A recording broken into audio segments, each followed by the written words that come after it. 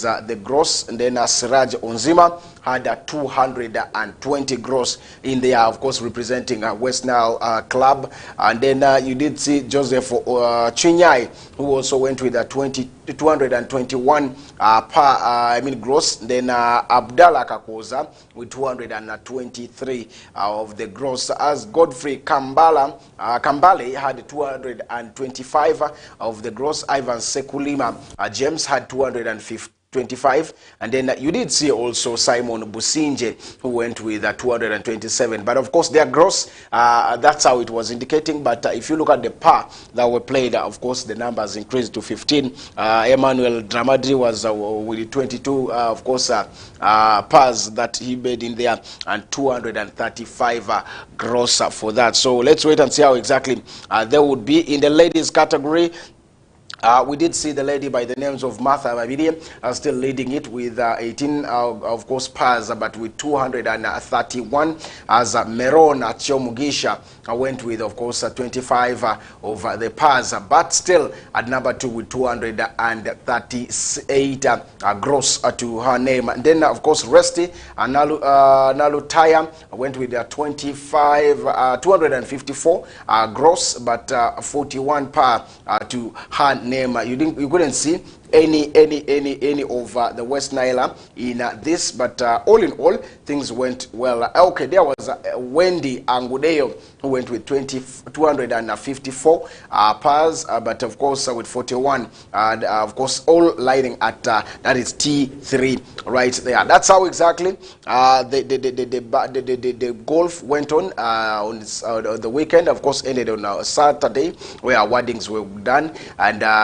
when I hosted them, Mr. Toma, he said it is going to be, it is called the Green 9 or the T9, the T19 that they played, because it is a 9 hole, which of course when you play 2 rounds, that's a 18 hole at that is the West Nile golf ground. So that's how exactly things went down there. But of course, back to Susie, looking at this, that West Nile hosting a national championship of the golf showed something, because their numbers were overwhelming, and teams that turned up were massively. That shows you that maybe in the past or in the next 5 years, you could anticipate or see that a West Nile Golf Club could be very far. But Mr. Toma was saying, because the professionals were not able, they couldn't get professionals here because of 1 or 2 issues, and this included because the golf course had stayed for quite a long time before they got back and renovated it to now host such games and have that. But all in all, what does that mean for West Nile at large? I think it's quite a very big one for West Nile, because we did see a lot of people coming through from most of the parts of Uganda. We did see people representing Lira. We did see people representing Kinyara, that is in Masindi. We did see people from Entebbe Golf Club, Namulonge, Mbale, Kavale, Marara, Jinja, and Meta. So basically this touches almost all the regions of the Uganda that are known to be doing quite so well when it comes to golf in there. So basically this is quite a very good one, and it would be really a shame if some of the names that you did give us in some of the participants that were able to finish top, if some of the names didn't represent where the host region was. So basically for the ladies here, we did appear somewhere bottom, but for the men's category, we did appear in that is the second position, with Sira there coming through as the second best in all of this activity. So basically I think this is quite a very good one. Meaning golf now is picking up, because initially before West Nile Golf Club started hosting in some of these games, we used to see okay, literally people didn't know about golf. It was just a silent sporting activity and all that. So starting I think last year, that they held in some also national tournament in there.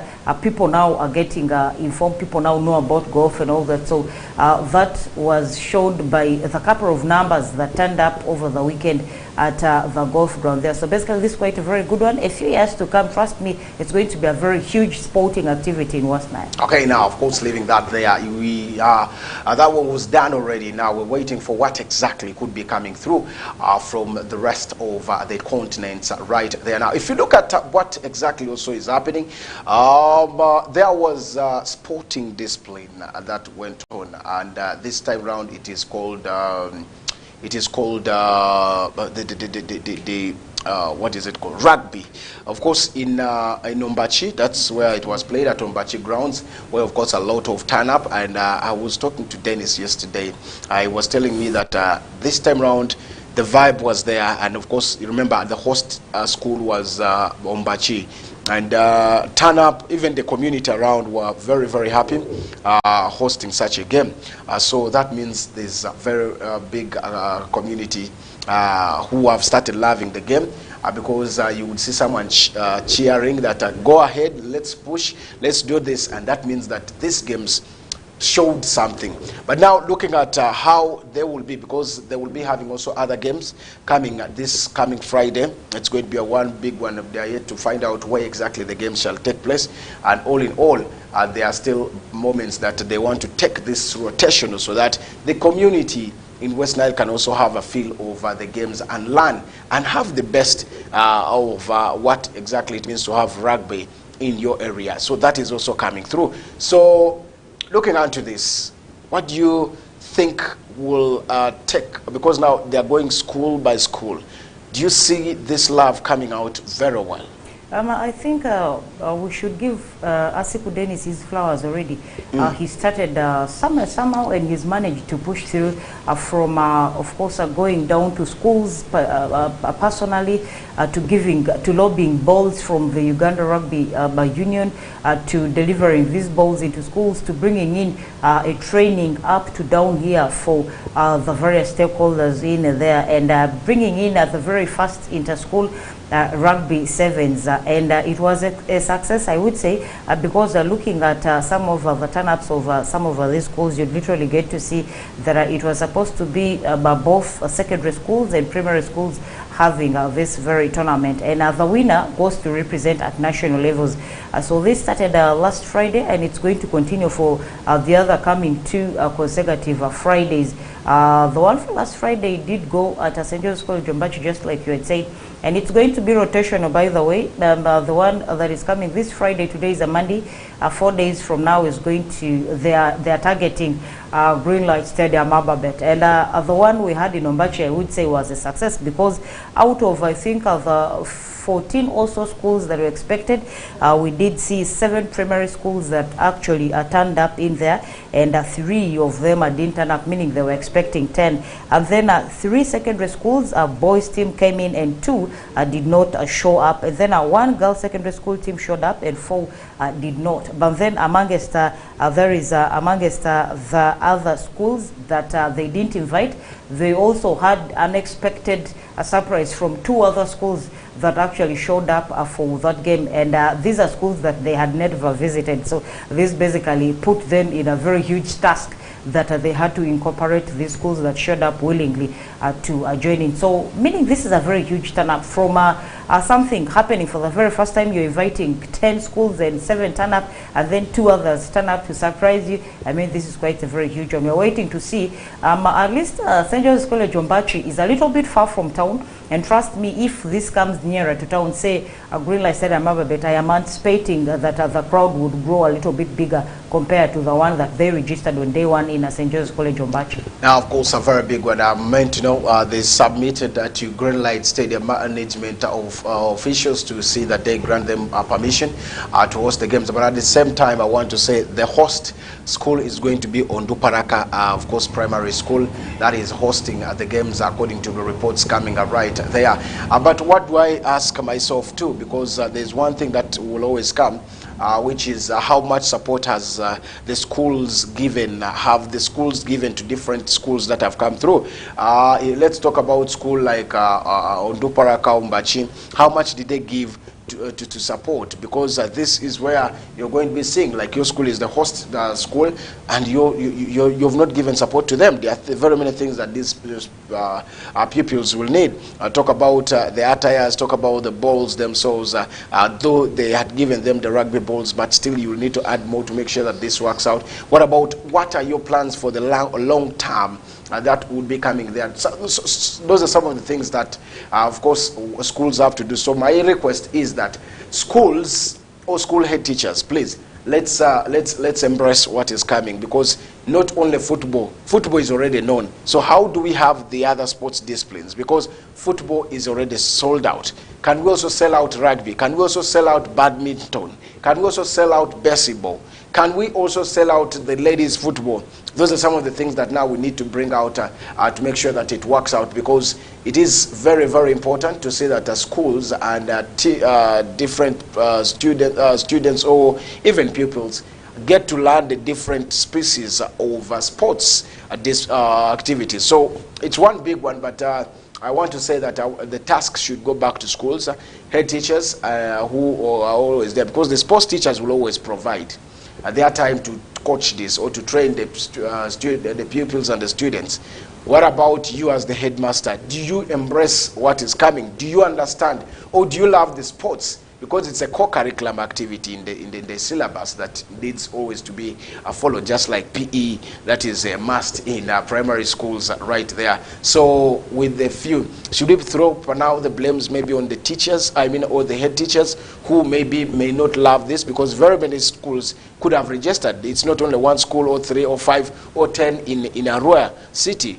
There are very many schools that could have registered, but if you look at the number, it is not that overwhelming. I think the schools would be blamed because, like I earlier said, among us, the 10 schools, we did see 3 coming through to represent matches. They had received balls, they had received training, and they received invites. But then there are certain schools that also were not reached to, but they turned up. Meaning the blame is a two-way blame, both on Asiko and his managerial team, and then also these other schools. Meaning that is quite a very good one, and it's picking up. Trust me, in the near future, this will be quite a very good one. And I would love to add on something about you saying we needed to push in a few of the sporting activities. Amongst them is basketball, and I think this time around basketball is coming up. By the way, we did see the groups of netball coming through for the schools, and these netball games are starting tomorrow. They will go hand in hand with basketball, by the way, basketball for secondary schools. This is, I think, going to be the first time it's happening in rural schools, where we would see schools participating in there is a basketball. And for netball, the games start tomorrow. There is 18th up to 20th, and then basketball will be played at a rural demonstration primary playgrounds. And I think this is quite going to be very interesting to see to it that the sports office in Arua city has incorporated basketball to be a tournament that goes amidst schools in West Nile. And for the netball that is starting tomorrow, the venue is yet to be communicated, and it's going to be a 3-day activity where the finals will be played in Barifa on the last day of athletics. Meanwhile, athletics starts on Thursday with, of course, athletics will start on Thursday with, of course, cross country at Varasinia Secondary School in the morning at 8 a.m. And then after that, they will proceed in the afternoon to Barifa for the field and track events. And then on it will go for 2 days, meaning on the very last day, that will be either Friday or Saturday, we will now see finals of netball, we'll see finals of basketball, and also finals of athletics inter secondary school games. Okay, that's going to be very interesting, and of course something that one would love to talk about is how this would be. Those days you would see them Umbachis leading in basketball. The Mvaras all here, because I remember those days of Umbachi, you would want to see all things work out, but this time around it was off. But still, it brings task. Already. Yes, it brings task to different schools, because if now this is being brought in this, that means some schools are going to miss out because they don't have the courts to train, that is in the basketball. And this also adds to the Ministry of Education and Sports that maybe if such facilities are provided in schools, all the schools that to participate in this, because most of the times you see that they only get school, they only get pitch, and they are good to go. So for me, I want to say that yeah, it's a good one, but again, it requires the necessary things to be given. First things first. I can't start training a basketball on a ground that I'm going to throw the ball and it is pricked by anything. The ball is gone. How many times am I going to buy the balls? So I think first things first. Is the facility there so that these schools can go on? If it's not there, are you going to blame them because you have not provided?